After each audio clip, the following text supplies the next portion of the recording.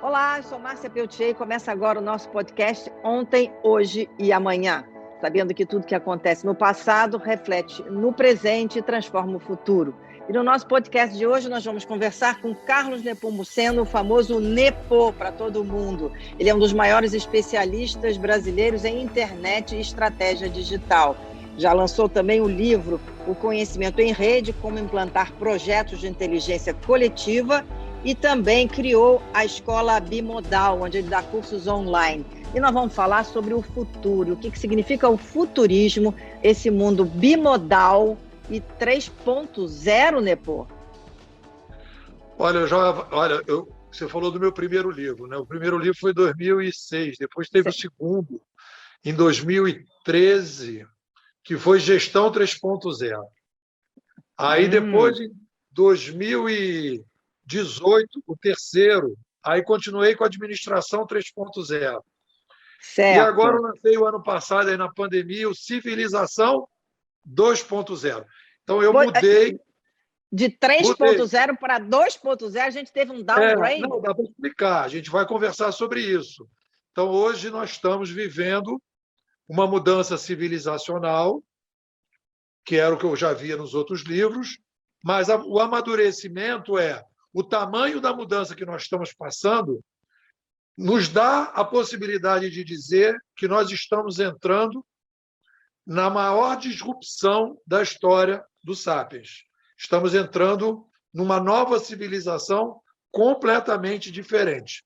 Para o pessoal se sintonizar, a brincadeira é a seguinte: eu diria que a gente está indo do modo lobo, nós organizamos a sociedade no modo lobo e estamos indo agora para o modo formiga. E a gente pode conversar sobre isso. Eu gostei disso, porque eu estava vendo a sua pesquisa, e eu estava vendo desse mundo tecnológico, a gente vive num tecnoplaneta, a gente agora é uma tecnoespécie, e eu quero saber onde é que a gente se inclui aí como mundo formiga também. Na verdade, você lembra daquele filme que nós vimos, eu não vou falar, né? Quando a gente viu no Netflix, não viu no cinema, né? 2001 e Uma Odisseia no Espaço. Não sei se você lembra desse filme, do Stanley Kubrick. Tem uma famosíssimo. Tem uma cena nesse filme, um filme assim, não é um filme fácil, né? Mas não. Tem uma cena nesse filme que é muito interessante, que é o seguinte: tem lá um macaco, mais ou menos, lá, um descendente, um dos nossos antepassados, e ele, com o osso, ele começa a bater num esqueleto. E, naquele momento, aquele osso, o macaco, não é um macaco, né? Digamos assim, o nosso Um primata. É um primata, um ancestral nosso, joga o osso para cima e aquilo vai rodando e depois aparece uma nave espacial. Então, naquele momento que o ser humano começou, naquele filme, a bater no outro animal, e que nós começamos a nos distinguir das outras espécies, nós resolvemos, numa assembleia, lá no passado, a ser tecnos. Então, não é que nós somos uma tecnoespécie agora. Sempre fomos. Só que a visão que nós tínhamos do ser humano não é uma tecnoespécie. A gente achava, isso é uma ilusão, o Freud tem uma frase que eu acho que a gente está usando isso aqui agora, chamada de ferida narcísica. Então a gente vai ter que tomar um Rivotril, Márcia, para aceitar mais uma ferida narcísica, pela ordem das feridas narcísicas citadas pelo Freud. Nós não somos o umbigo do mundo. O mundo não gira em torno da Terra. Nós giramos em torno do Sol, depois nós vamos descobrindo que nós somos um grãozinho de areia numa grande praia. Bilhões. Bilhões de galáxias. De galáxias, gente. De galáxias, não é de planeta, claro. Então, vamos lá. Essa é a primeira ferida narcísica. A segunda, né, é Darwin. Nós não somos especiais, uma espécie especial. Somos como todas as outras. Estamos aqui sobrevivendo, batalhando para continuarmos vivos. Isso também é uma ferida narcísica. Depois vem o próprio Freud, dizendo que a gente não controla tudo sobre a nossa pessoa. Existe uma coisa chamada inconsciente, onde estão depositados os traumas, nossa placa-mãe original, bababá, bababá. E nós temos agora a quarta ferida narcísica, que quem introduz é um cidadão, que você deve ter estudado também na faculdade de comunicação, o Marshall McLuhan. Que o McLuhan diz que mudou a mídia, mudou a sociedade, mudou a tecnologia, mudou o ser humano. Então, o que o McLuhan está dizendo para a gente é o seguinte: nós vivemos num tecnoplaneta.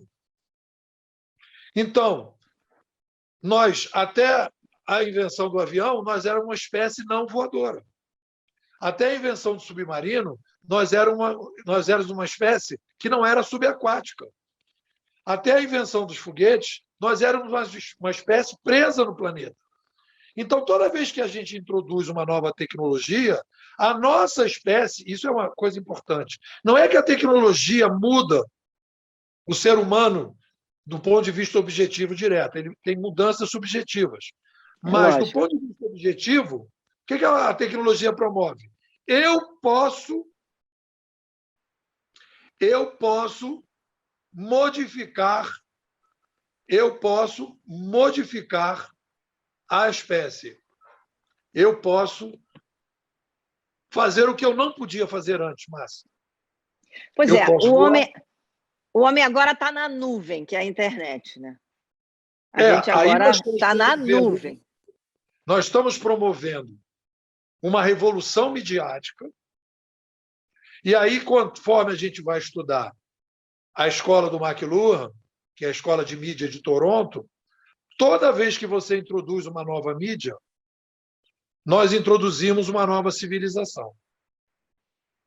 Quer dizer que a internet introduziu uma nova civilização. É um marco civilizatório. Ela permite que essa civilização passe a existir. Então, mas é uma mudança civilizatória. É uma mudança civilizatória. Aí você vai dizer, Nepô, está viajando. Então vamos lá, vamos olhar a história. Vamos fazer uma coisa que as pessoas não gostam. Qual é? Como você colocou, estudar a história.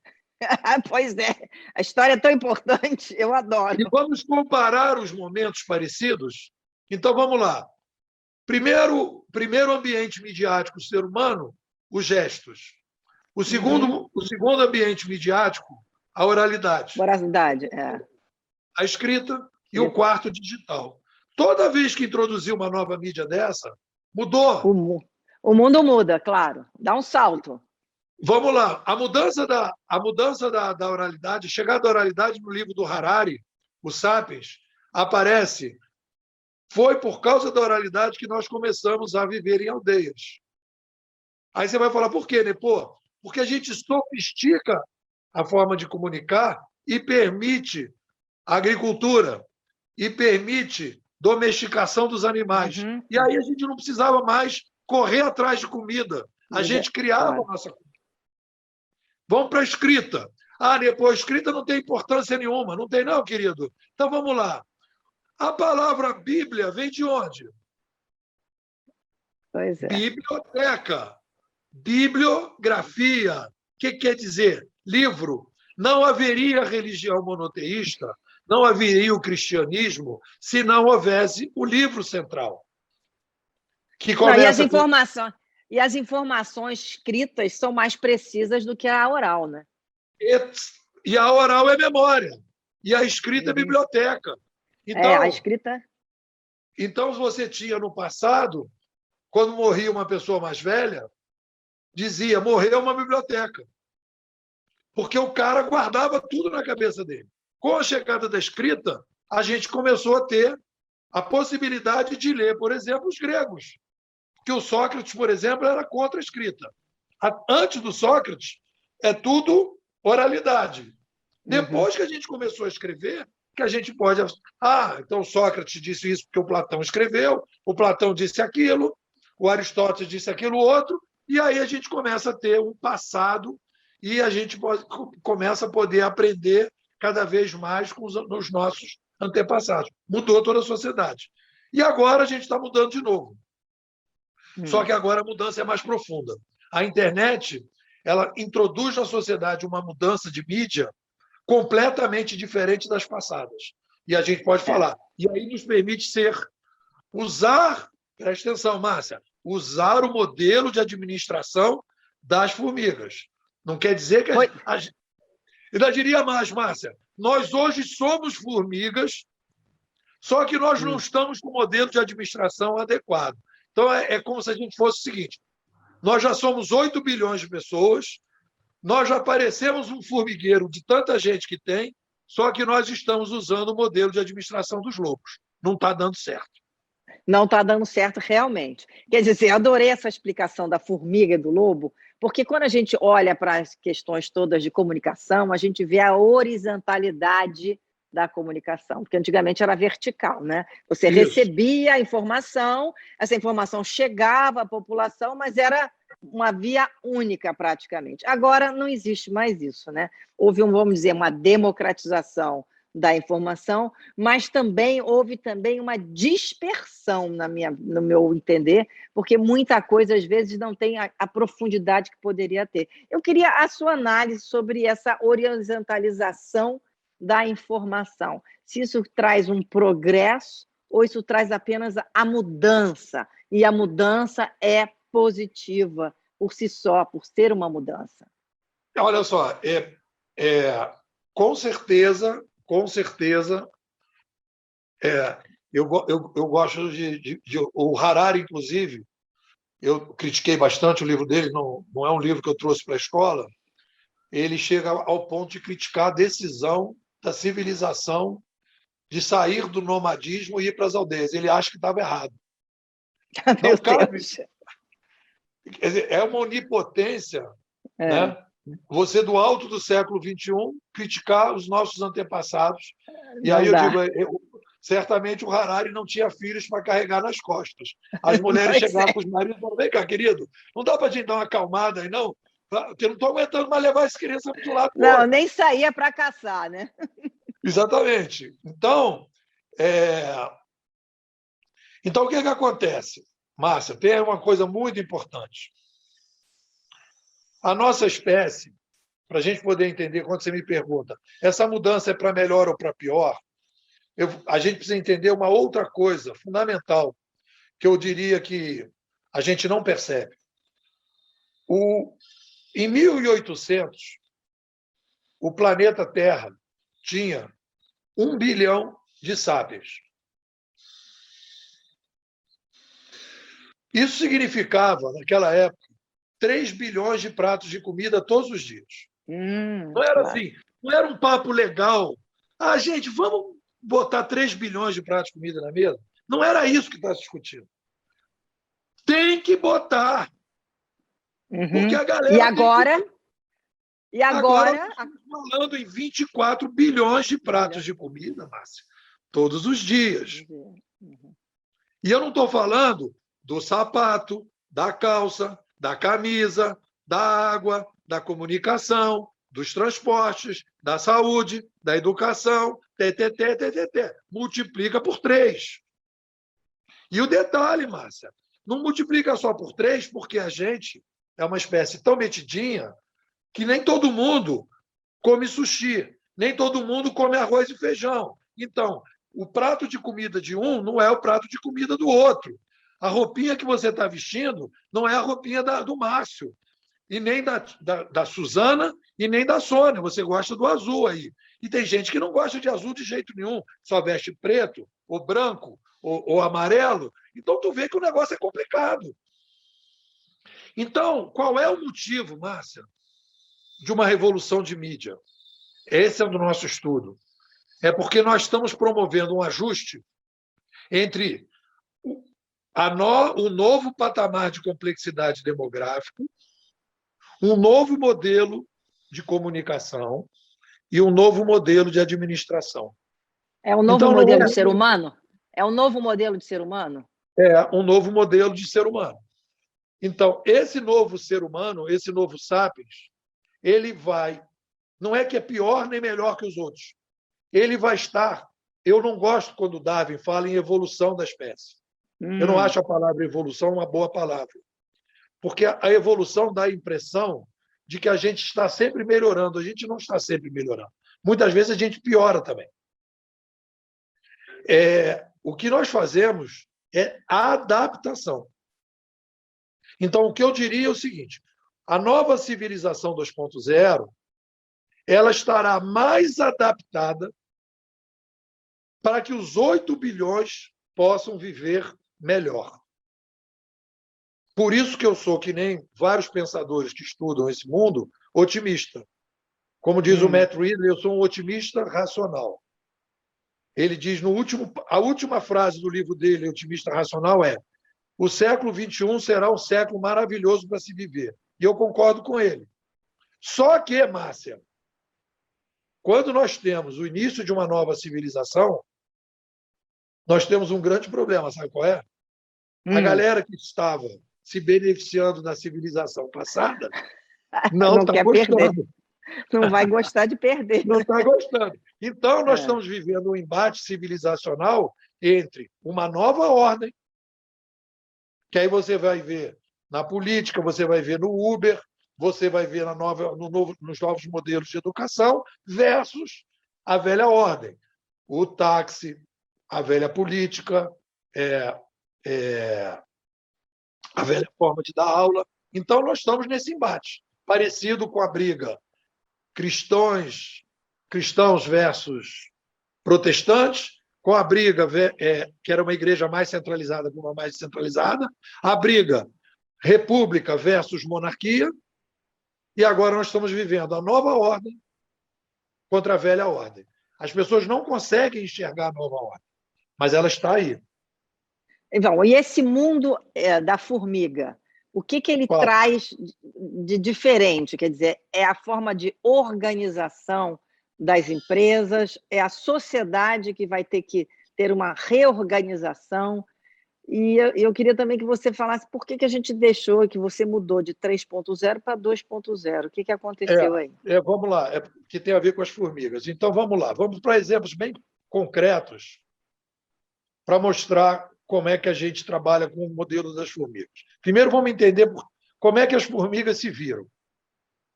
É uma espécie extremamente povoada, né? São milhões de membros. E como é que elas se organizam? Porque as pessoas têm uma ilusão de que existe uma rainha, né? Só que a rainha do formigueiro, que chamaram de rainha, que as formigas não chamam de rainha.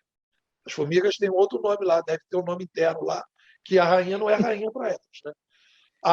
Digamos assim, a plataforma das formigas funciona da seguinte maneira: a dita rainha só reproduz, ela não faz mais nada, ela não dá ordem para ninguém, ela não diz para ninguém o que vai fazer, nada. Como é que as formigas se organizam, Márcia? A formiga, ela faz assim, ela sai para pegar a comida. Cada uma tem uma atividade, mas vamos pegar as que vão correr atrás de comida. Então, ela sai para pegar comida. Então, ela sai lá, papapá. Quando ela encontra comida, o que ela faz? Ela vem com o mouse dela, que eu chamo de mouse bundástico, com uma química, dizendo que naquele caminho tem comida. O que ela está fazendo, Márcia? Ela curte o caminho. Ela dá estrelinha para o caminho. A outra formiga que vem andando, que passa pela encruzilhada, ela vê a química... Já segue. E já segue por quê? Porque curtiram aquele caminho. Então, é o Waze escrito, em que você não tem mais um órgão central. Como é que a gente pegou isso, Márcia? O nosso querido Genilson Araújo, que subia no helicóptero. Alô, galera, na barra, engarrafamento, na ponte, engarrafamento. Acabou isso. O Genilson Araújo, não sei se ele perdeu o emprego, mas está para perder. Meu Deus do céu. É porque o Waze substitui tudo isso, claro. E o Waze é formiga. O Genilson Araújo é lobo. O Genilson Araújo é o líder alfa, o lobo que sobe em cima da montanha e fica gritando. E a formiga não tem. A formiga não tem nada disso, não tem liderança, vamos dizer assim? Não é que tem liderança. É uma liderança diferente? É uma liderança. É que foi mais ou menos o seguinte: pegaram a liderança, botaram naquele cortador e espalharam as lideranças. Então, Márcia, quando você está dirigindo e você diz, olha, tem um carro da polícia aqui com radar, e você diz, olha, tem um radar aqui novo, móvel, você, naquele momento, é o líder do formigueiro. É um líder contextual, ocasional. Depois que você disse que tem aquele radar, todos os outros vão saber que tem um radar ali. Então, pois é, mas numa empresa, por exemplo, Nepô, numa empresa, você não precisa ter alguém que você olhe e diga, não, esse cara está certo, ele tem uma postura de liderança, ou isso também mudou? Mudou porque você vai comparar, Márcia. Vamos fazer uma comparação bem gostosa. TV Globo, Netflix e YouTube. TV Globo, tem isso que você está falando. Tem lá o gerente de conteúdo que diz tudo que vai entrar na TV Globo. Todo o acervo, todo o banco de dados da TV Globo é controlado pelo Lobo, pelo líder alfa dos lobos. Beleza? Quando a gente vai para o Netflix já pega uma parte dessa revolução e diz, olha, eu também continuo controlando que nem na TV Globo, eu sou lobo, mas eu vou botar tudo online. E aí o Netflix faz um avanço. E muita gente acha que o futuro é o Netflix. Só que o Netflix bota tudo online, mas já tem um lobo controlando, o líder alfa. Vamos para o YouTube. O YouTube abriu o banco de dados. Todo mundo bota o que quiser. Como é que eu sei que um vídeo é melhor que o outro, Márcia? Através da avaliação das pessoas que estão assistindo. Quanto mais o vídeo é assistido, mais ele ganha determinado tipo de coisa na plataforma, e quanto é formiga. Então, o YouTube não precisa mais do líder alfa. É um outro Mas isso é numa questão de comunicação e entretenimento. E nas empresas, por exemplo, empresas que são produtivas de outra forma. Bancos, financeiras... Mercado Livre. Estruturas que são mais, vamos dizer assim, mais duras, por exemplo, a estrutura bancária. Entendeu? Como é que funciona isso dentro de empresas, fábricas? Como seria isso? Beleza. Ok, vamos lá. Vamos pegar primeiro os bancos. Você tem o Nubank, é o primo do Netflix. Digitalizou uma série de coisas, facilitou a vida, hoje está bombando. Aonde é o futuro do Nubank? É o Bitcoin. A gente vai começar a ter uma espécie de... Você vai colocar o seu dinheiro numa plataforma e você vai gerenciar o seu dinheiro nessa plataforma. Não vai precisar do banco. Não vai precisar nem do Banco Central. Não estou falando que isso vai acontecer semana que vem, mas a tendência é você não precisar mais do banco. Por que o Netflix, o Bitcoin, é o futuro dos bancos? Porque, olha só, por que o banco existe? Porque você bota dinheiro lá e o cara diz para você, ninguém vai mexer no seu dinheiro. Eu garanto o seu dinheiro. Eu tenho um cofre forte que ninguém entra. Então, o banco, ele garante o seu dinheiro porque ele centraliza numa segurança máxima. Como é que o Bitcoin garante o teu dinheiro? Ele garante numa descentralização máxima. Ninguém consegue chegar no teu dinheiro porque é tão descentralizado que ninguém consegue chegar lá. Então, é uma garantia ao inverso. O banco garante pela centralização e o Bitcoin garante pela descentralização.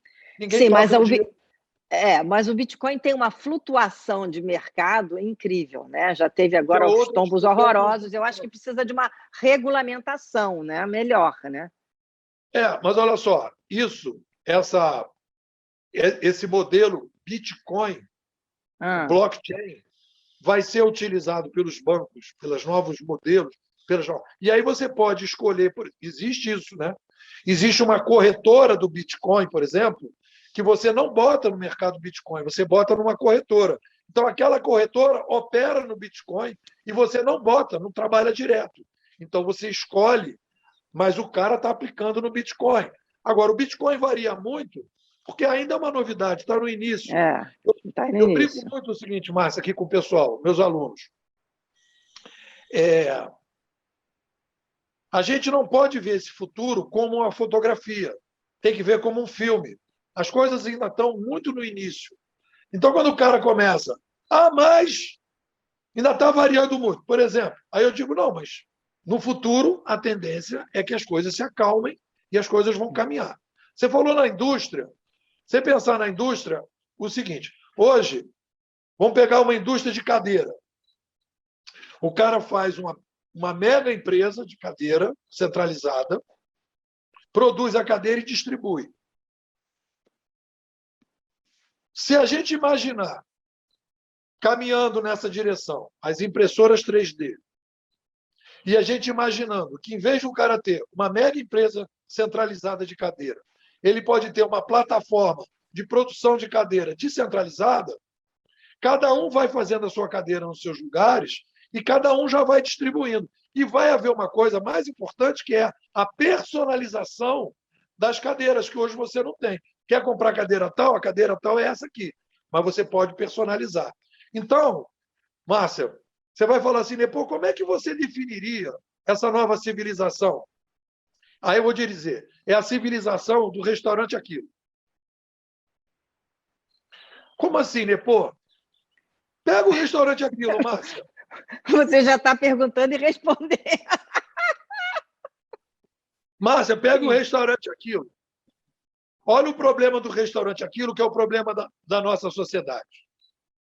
Nós temos uma demanda, o ser humano tem uma demanda que é a seguinte, tem que ser tudo junto. É muita gente, tem que ser muito rápido, e eu quero me servir. Isso é o restaurante Aquilo. Uhum. Tem muita gente, tem que ser muito rápido, e eu quero me servir. Então, sabe qual é a grande frase da nova civilização? Qual? Deixa a galera se servir. Deixa escolher o assento do cinema. Tá, mas agora deixa eu te fazer uma pergunta. Nessa civilização que você está montando aí, mostrando para a gente, nessa realidade, a figura do líder, não, deixa eu te falar, a figura do líder, do estrategista, daquela pessoa, não é eu estou falando só da questão ser lobo ou não, tem sempre uma mente mais brilhante do que a outra, que desenha um pouco esse futuro. Ou seja, os grandes pensadores, ou são os grandes economistas, então, os grandes filósofos, né? Os grandes, vamos dizer, escritores, compositores. Existem aquelas pessoas que, às vezes, direcionavam um pouco a história do que estaria acontecendo. Então, nesse mundo que você está falando, essas figuras não vão mais existir? É isso? Não, existe. Existe. Você vai pegar lá, por exemplo, um youtuber tem 3 milhões de seguidores. Né? Só que é mais... O que acontece é o seguinte, nós temos Não, mas aí o youtuber e influência não quer dizer que sejam mentes privilegiadas. Não, né? não. Isso aí é um fenômeno da comunicação em massa, mas não é, vamos dizer assim, não quer dizer que aquelas pessoas são as pessoas que o mundo vai ter como direção e diretrizes. Não. Então, olha só, o que eu acho que acontece é o seguinte... A qualidade, eu quero falar também um pouco da qualidade.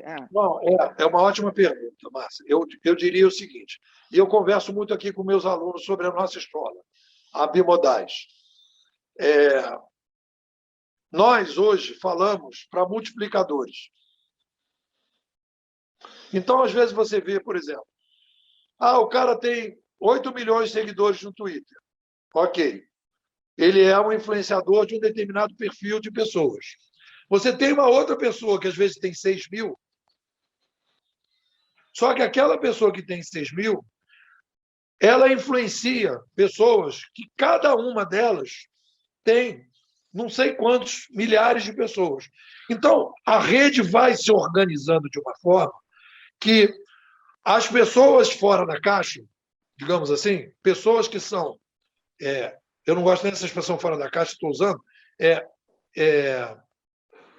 pessoas que têm um diferencial, esses que você está falando, os gênios, né? Pessoas que estão realmente contribuindo, elas vão influenciar, porque você vê o seguinte, pega a história do Einstein. Não vamos falar de internet, não. O Einstein tem uma história que é engraçada, que ele estava lá fazendo lá a análise das patentes e ele começa a escrever lá os artigos dele. Ele manda o artigo dele para várias pessoas. Ele senta, diz para a mulher dele que estava se separando, né, que estava casando com uma outra, diz, fica tranquilo que quando eu receber o prêmio Nobel, olha só, quando eu receber o prêmio Nobel, o dinheiro é seu. Falou lá para a ex dele. E ele sentou no sofá e achou que o telefone dele ia tocar. Não tocou não, Márcia. E o tempo foi passando, e o telefone não tocava. E era o Einstein. Até que um belo dia, um maluco, que era um cara que tinha, de alguma forma, a capacidade de entender o tamanho do que o Einstein estava falando, colocou a mão na cabeça do Einstein e falou: aqui tem um gênio. E aí, a partir dali, a coisa começou. Então, quem vai identificar os gênios são outras pessoas geniais. E aí vai ter um processo de escadinha. Então, tem gente que tem 8 milhões de seguidores e estão pegando e está passando mensagem para outras pessoas que não têm essa capacidade, o outro, para outro, e vai ter. Então, vai haver uma reorganização deste ambiente em que determinadas pessoas serão reconhecidas por determinadas pessoas, que é o processo natural das redes sociais. Que a rede social não é da internet. A gente sempre viveu em redes sociais. Há um erro aí de chamar Facebook de rede social. Eu, quando jogava pelada lá com os meus amigos, era uma rede social. Existe a rede social pré-internet e a rede social no digital. Os meus amigos hoje no WhatsApp é uma rede social com uso digital. Mas a rede social veio antes, que eu já bebi a cerveja antes. A rede social é o nosso relacionamento social, né? Isso tudo. Só que agora ela está digital, né? Agora, rede que a gente já está no digital. No digital. Agora, o que significa ser bimodal? Queria que você explicasse isso para quem está nos assistindo, ouvindo, né? Que é um podcast. Esse nome bimodal está sendo muito utilizado, né? E tem várias coisas. A bimodalidade civilizacional é exatamente um momento em que você tem uma revolução midiática. A bimodalidade já existe em várias situações, né? A China criou lá um ambiente capitalista para sobreviver, então eles criaram a bimodalidade econômica, né? Tem gente que tem 2 mulheres, é a bimodalidade do amor. Afetiva. A bimodalidade afetiva. Então, a bimodalidade são 2 modos convivendo em paralelo. O que a gente chama de bimodalidade civilizacional porque nós temos hoje o YouTube, e a gente não fechou aquela ideia do YouTube, para você ter uma noção, a TV Globo e o Netflix é o bimodal pré-digital, porque ainda controla o acervo. A TV Globo tem 20 milhões de clientes. O Netflix tem 220 milhões de clientes. Já deu um upgrade. Sabe quantos usuários tem o YouTube? 2,2 bilhões de usuários. Até a última vez que eu vi. Então, ela é muito mais, ela consegue atender muito mais gente, que é o que a gente quer no restaurante Aquilo. Mais gente, mais rápido, e todo mundo se servindo. É o YouTube escrito, né? Então, a bimodalidade é que a gente está vivendo uma velha ordem que se organizou com as mídias pré-digitais e uma nova ordem que está se organizando com as mídias pós-digitais. A mídia influencia o ambiente de sobrevivência. Nós estamos criando hoje um novo ambiente de sobrevivência humano mais sofisticado, que é esse modelo do restaurante Aquilo. Muita gente com pressa que quer se servir. Então, as pessoas querem se servir. Não adianta mais você ter o modelo chinês que o cara diz: tem roupa para todo mundo, mas é cinza. Tem comida para todo mundo, mas é arroz. A galera não, querido. Eu quero roupa, eu quero azul e eu quero ser vegetariano. Ah, não, eu quero roupa, eu quero amarela e quero ser carnívoro. E aí vai. Ô, Nepo, isso quer dizer que rompeu-se as barreiras, vamos dizer assim, ideológicas, porque não existe mais uma sociedade que não seja uma sociedade de consumo? Não, a sociedade de consumo... Porque a gente achava que, em alguns momentos, como você falou aqui, a China, por exemplo, né? Era cinza e era arroz. Isso tudo não existe mais, né? Então, o que existe hoje é um mundo de consumo de informação e de produtos que está sem fronteiras ideológicas? Olha só, aí que a gente diz o seguinte, a gente tem que separar o que é estrutural do que é conjuntural. Toda espécie viva faz uma sociedade de consumo. Aqui tem os cavalos, na frente do. Eu estou morando em Teresópolis. Então, tem aqui os cavalos na frente da minha casa. Tem esse. Não, eu estou falando sociedade de consumo com essa cabeça de querer as coisas. Dessa coisa que você falou, todo mundo quer se servir, quer se servir da maneira que eu acho gosta. Que isso não é conjuntural, isso é estrutural. O ser humano e todos os animais vivem numa sociedade de consumo. Precisam consumir para transformar coisas em energia e essa energia permitir que as pessoas continuem vivas. No caso particular do ser humano, como a gente não anda pelado de um lado para o outro, a gente precisa de roupa. Como a gente também não vive no meio do mato, a gente precisa de um teto. Então, a gente vai necessitando produzir coisas. Então, a sociedade sempre foi de consumo. Sim, mas tem um apelo diferente antigamente. Essa coisa, quando a gente fala sociedade de consumo, é o apelo ao consumo. O que existiu, principalmente, né, nesse final de época civilizacional, é que a gente teve uma mídia centralizada e que se estimulou o tempo todo determinado tipo de consumo mais verticalizado. Então, a gente está saindo de uma informação mais verticalizada, de um consumo mais verticalizado, para uma informação mais distribuída e descentralizada, para um consumo mais distribuído e descentralizado. As pessoas, ao poder escolher o seu filme do Netflix, escolher como quer assistir, de que forma quer assistir, de que maneira quer assistir, que não precisa mais ser aquela sessão da tarde, senta todo mundo para ver, agora, 3 horas da tarde, se não viu, dançou, agora mudou tudo. Então, isso está criando nas pessoas uma maneira de pensar. Pega, Márcia, 2013 o Brasil teve manifestações completamente atípicas dos jovens. Eu tive nessas manifestações. Nessas manifestações, que já é a nova civilização, cada jovem tinha um cartaz diferente. Eu quero sapato sem... Tinha todas as brincadeiras no mundo, né? Uhum. Eu não quero mais cadastro no meu sapato. O cara levantava o cartaz. O outro dizia, mamãe, não arrume mais o meu quarto. Eram essas brincadeiras. Mas cada um estava colocando uma reivindicação pessoal.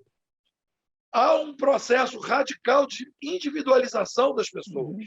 Querendo ou não querendo, está acontecendo isso. E a gente está precisando criar modelos de sociedade que permitam que as pessoas vivam essas individualidades. Por isso que as pessoas são tão otimistas. Quem não tem problema com a individualidade humana, quem acha que o indivíduo tem que ser personalizado, não tem problema com esse novo mundo, está muito feliz com esse novo mundo. Quem não está feliz com esse novo mundo são as pessoas que gostam dos coletivos, que não gostam que as pessoas, cada um seja o que ela quiser. Está entendendo? Eu hoje me defino politicamente como um descentralizador. O descentralizador é um libertário. Cada um tem que fazer o que quiser. Por que eu estou chamando de civilização 2.0? Porque, pela primeira vez, nós estamos utilizando esse novo ferramental de sobrevivência das formigas. A gente nunca conseguiu fazer isso. O Uber, por exemplo, não seria possível se não fosse nesse novo ambiente. Em que, por exemplo, como é que você vai deixar a sua filha entrar num carro de uma pessoa que você não conhece? Antigamente, a prefeitura carimbava o taxista e se responsabilizava dizendo esse taxista é autenticado pela prefeitura. E no Uber, você tem um taxista, um motorista, que é autenticado pelos próprios passageiros. Não precisa da prefeitura. O Uber é um exemplo típico desse novo modelo. Quando você dá a estrelinha para o motorista, você está dizendo, cara, eu andei com esse cara. Primeiro que você, sem dar a estrelinha, você diz, eu andei com ele. O fato de você ter andado, ele vai aumentando. Aí o cara vai ver, pô, se o cara já deu 3.000 corridas e continua aqui, é porque o cara não fez mal para ninguém. Senão não estaria aqui. E depois você, além disso, com as estrelinhas, você vai classificando ele e nas plataformas mais sofisticadas, que já estão utilizando esse modelo de uma forma melhor, o cara sai da plataforma. Teoricamente, no Uber, não sei se eles estão fazendo isso, né? Um cara que chega abaixo de 4,7 estrelinhas, ele tem que passar por uma reciclagem, né? Seria o ideal. E depois, se passar pela reciclagem e não melhorar, ele sai da plataforma. Ele não pode mais ser um motorista. Você está... Desculpa, vai, então continua. Isso vale para o Mercado Livre, isso vale para o Airbnb. O Airbnb é um outro exemplo claro. De confiança do usuário. Como é que você vai receber uma pessoa na sua casa sem saber quem é essa pessoa? Porque tem o histórico da pessoa. É o chamado reputação digital. Então, a pessoa tem um karma no mundo digital e aquilo ajuda a gente a poder tomar decisões. Isso nunca aconteceu, Márcia. Acontecia numa cidade pequena, que é o seguinte, fulano, quem que você é? Ah, eu sou primo do fulano, eu sou amigo do Beltrano, eu sou tio do não sei quem. Ah, então tá beleza, então eu te conheço. Hoje você tem uma espécie de comunidade pequena, né, de desconhecidos que se conhecem através dos aplicativos. Eu adorei esse termo que você falou, karma digital, porque eu acho que uma vez no digital, nunca mais você sai dali. É um verdadeiro karma.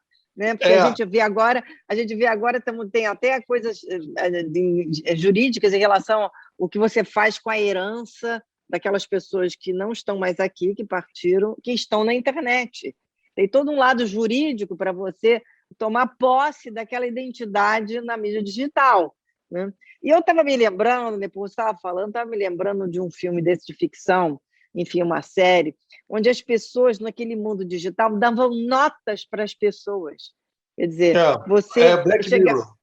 Black Mirror, que você dá uma nota para a pessoa, e se a pessoa não atinge tal nota, não entra em tal lugar, não está qualificada para alguma outra coisa. Quer dizer, é o excesso da qualificação dentro do mundo digital. Será que um dia a gente chega nisso? As pessoas vão dar nota para a pessoa?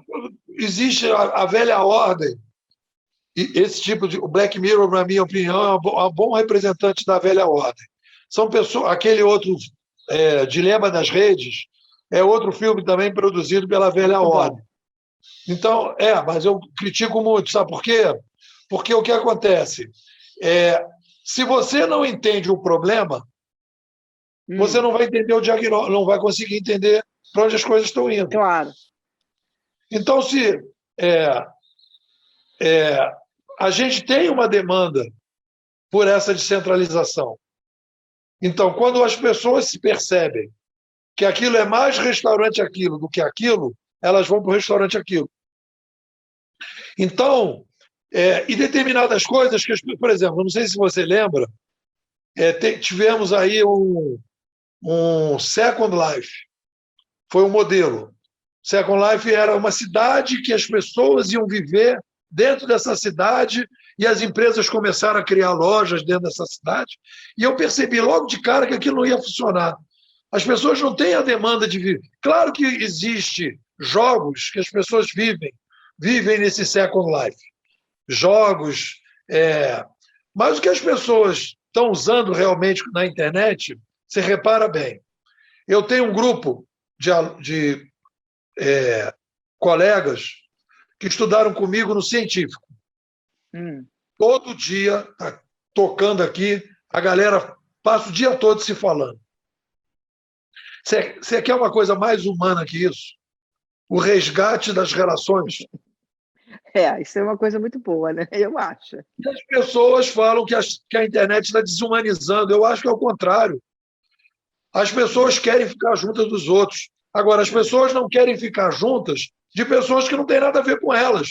Isso as pessoas estão conseguindo fazer. Né? Esses aplicativos permitem que as pessoas se encontrem e façam critérios. Eu quero conhecer pessoas que gostam de fotografia, eu quero conhecer pessoas que gostam de planta, Zoom, chats, milhões de coisas, né? culinária. E cada um vai desenvolvendo cada vez mais. E aí tem um cara que gosta de culinária, só de frutos do mar, e só de frutos do mar do Mediterrâneo. Pronto, tem um grupo lá só para isso. E aí ele vai se aprofundando. Agora, depois eu me lembrei da pergunta. A pergunta era: qual é a diferença do mundo 2.0 para o mundo 3.0? Você estava falando sobre essa diferença. Eu acho que o meu conceito 3.0 não era adequado. Eu fiz a revisão. Tem o livro, por exemplo, 2006, já joguei no lixo. Alguém chega para mim, depois aquele livro de 2006, joga no lixo que não serve para mais nada. Entendeu? O de 2013, eu acho que não joga no lixo, bota debaixo do monitor para ele ficar um pouquinho mais alto. Pode botar. Né? E o livro de 2018 não, é um livro que ainda está válido. Né? Ainda tem muita coisa interessante. E o livro de 2020 também está válido. Eu não tenho problema, Márcia, porque ao longo desse processo, aqui na escola, a gente desenvolveu um conceito que eu acho bem interessante, bem adequado para esse novo mundo, que a gente chama de certeza provisória razoável. Eu adorei isso. Adorei isso. Certeza provisória razoável. Exatamente. Então, assim, a gente precisa de uma certeza para tomar uma decisão. A gente sabe que é provisória. E para mudar, precisa de uma coisa mais razoável. Então, eu sempre estou procurando algo mais razoável para criticar as minhas certezas provisórias. E a gente vai melhorando. Né? A gente aqui na escola vai melhorando. Eu acho que essa reinvenção de si próprio, né, e da sociedade é muito importante. A gente não pode ficar estagnado. Aí tem toda a discussão da educação. O jovem tem a fantasia, as pessoas têm a fantasia que basta o jovem usar o celular que ele está pronto para esse novo mundo. Eu tenho lutado muito contra isso. O jovem não está preparado para viver com excesso de informação. As escolas hoje educam para as pessoas viverem na escassez da informação. Tanto que a escola vai lá dar informação. Não precisa dar mais informação. As pessoas precisam de ferramentas para analisar a informação. Para a informação, E não para ter informação. Então, a gente porque a capacidade de informação... Eu acho que muita informação a gente tem. Agora, a análise da informação para saber o que tem de razoável e de verdadeiro ou de plausível naquilo, a gente precisa ter essa análise muito mais competente. Eu concordo muito com você sobre isso. Isso eu acho um grande desafio. E as pessoas querem fazer pequenas mudanças na educação. A educação vai dar uma pirueta de 180 graus para poder atender esse novo cenário. E, por incrível que pareça, Márcia, de todos os públicos que eu enfrento, em palestra, em curso, etc., o mais resistente a mudanças, de maneira geral, são os educadores. Eu imagino, né? Porque eles estão na velha ordem, né? Reciclar-se é muito difícil, né? Quando você está dentro já de um caminho. Isso. Olha, Nepo, eu quero te agradecer nosso podcast. Foi ótimo. Eu acho que esse novo mundo a gente tem que se preparar o tempo todo, né? A gente tem que estar o dia sempre pensando, né, nessa última frase que você falou, do razoável, provisório, né? E plausível, não sei, você fez uma mistura de palavras que eu adorei, de conceitos. Certeza provisória razoável. Certeza provisória razoável. É aí que a gente tem que ficar, né? Muito obrigada aí pelo nosso podcast, Nepo. Eu que te agradeço. Um grande abraço. Até a próxima. Um abraço. Valeu.